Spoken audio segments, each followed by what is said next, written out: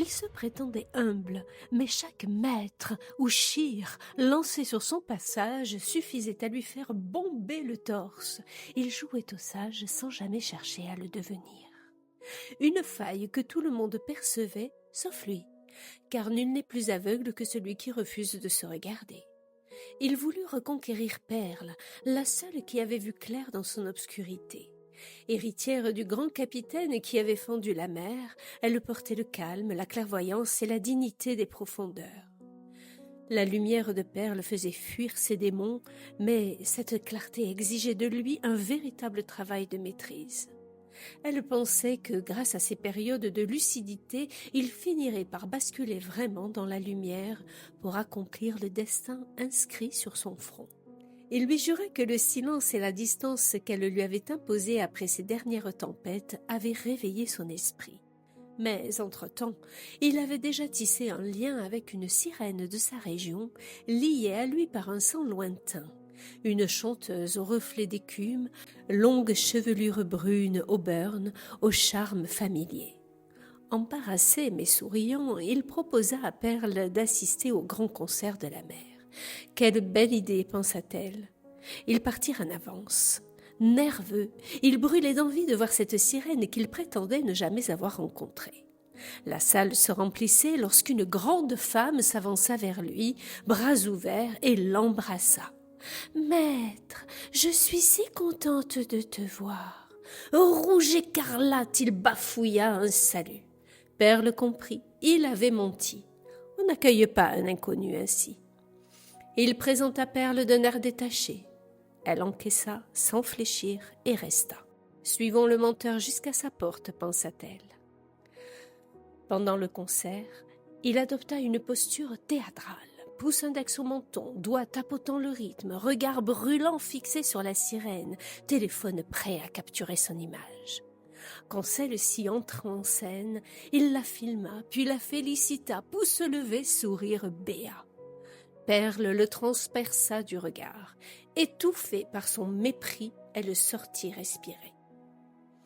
Lorsque le public se leva pour danser, elle revint décidée à mesurer l'étendue de la mascarade.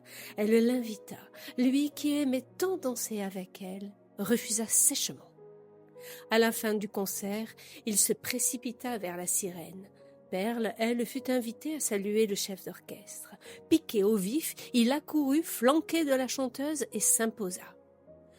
Les yeux baignés d'admiration, la belle déclara « Chef, c'est un grand honneur pour moi que le maître soit venu m'écouter. » Puis, elle posa sa grande main dans le dos de Perle, chargée d'une énergie que seules les âmes éveillées savent reconnaître.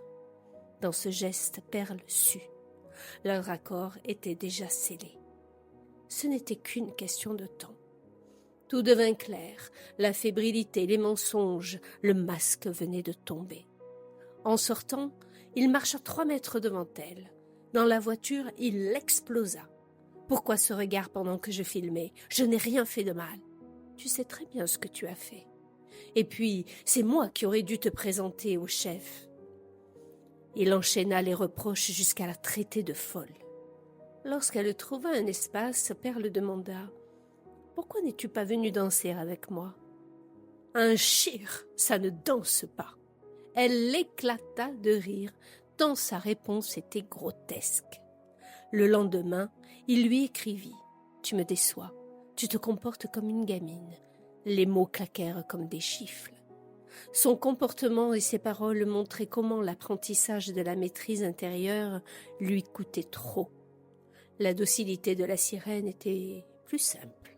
Il n'aurait aucun effort à faire. Alors, il sabota, puis accusa, jusqu'à faire céder la patience de Perle. La sirène se débattait déjà dans ses filets. Mais pourquoi elle précisément? C'est en regardant les photos du concert que Perle comprit. La sirène avait des traits de ressemblance avec la reine, l'ancienne épouse du maître.